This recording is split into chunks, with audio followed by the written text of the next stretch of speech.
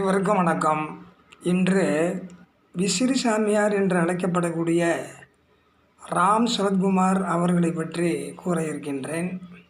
ராம் சரத்குமார் அவர்கள் உத்தரப்பிரதேச மாநிலத்தில் பிறந்தவர். ஆசிரியராக வேலை பார்த்தவர். பின்பு இந்தியா முழுவதும் அலைந்து திரிந்து ஞானத்தை தேடியவர். கடைசியாக திருவண்ணாமலைக்கு வந்து ஞானம் பெற்று ஒரு ஆசிரமத்தையும் அமைத்து தன்னை நாடி வரக்கூடிய பக்தர்களுக்கு அவர்களுடைய குறைகளை கேட்டு அறிந்து அவைகளுக்கு ஏற்றபடி தன்னுடைய அருள் மழையை பொழிந்து கொண்டிருந்தார். அவ்வகையில் நடந்து கொண்டிருந்த காலகட்டத்தில் ஒரு நாள் அவரை பார்ப்பதற்காக ஒரு குடும்பத்தினர் வந்திருக்கின்றனர். வந்து சுவாமியின் முன்பு அமர்ந்திருக்கின்றனர்.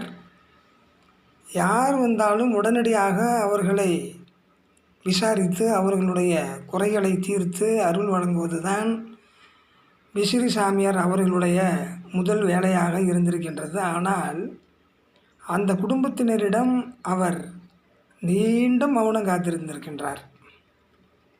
அந்த குடும்பத்தினரும் அங்கேயே அமர்ந்திருந்திருக்கின்றனர்.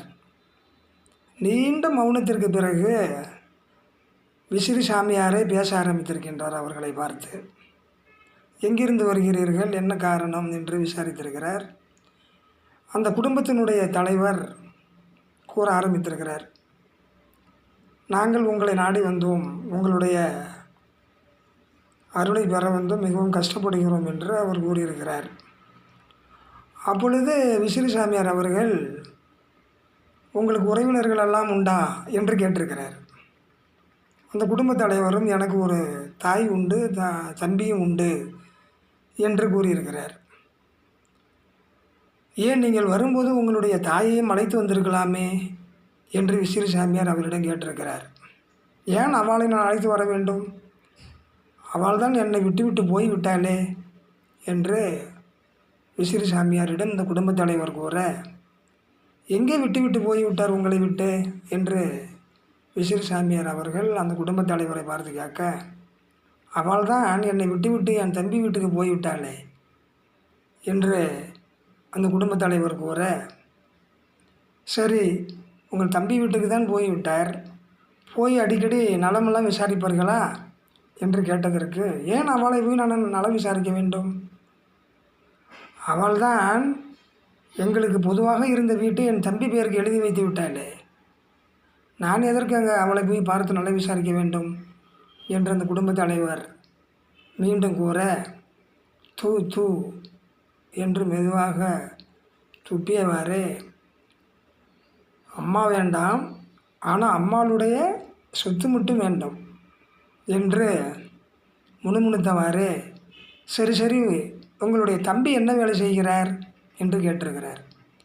என்னுடைய தம்பி ஒரு பெட்டி கடை வைத்து பிழைத்து கொண்டிருக்கின்றான், நன்றாகத்தான் இருக்கின்றான் என்று அந்த குடும்பத் தலைவர் கூற, சரி உங்களுடைய தம்பிக்கு ஏதாவது உதவி செய்வீர்களா என்று விசிறி சாமியார் கேட்க, ஏன் அவனுக்கு உதவி வேண்டும், எங்களுடைய வீட்டை தான் எங்களுடைய அம்மா அவன் பெயருக்கு எழுதி வைத்து விட்டார், அவனுக்கு எதுக்கு நான் உதவ வேண்டும் என்று அந்த குடும்பத் தலைவர் கூற, சரி என்று அங்கிருந்த ஆசிரமவாதிகளை பார்த்து, அங்கே இருக்கக்கூடிய பழங்களை எல்லாம் கொண்டு வாருங்கள் என்று கூறி பழங்களை அந்த குடும்பத்தினரிடம் கொடுத்து விசிறி சாமியார் அவர்கள் அனுப்பிவிட்டாராம்.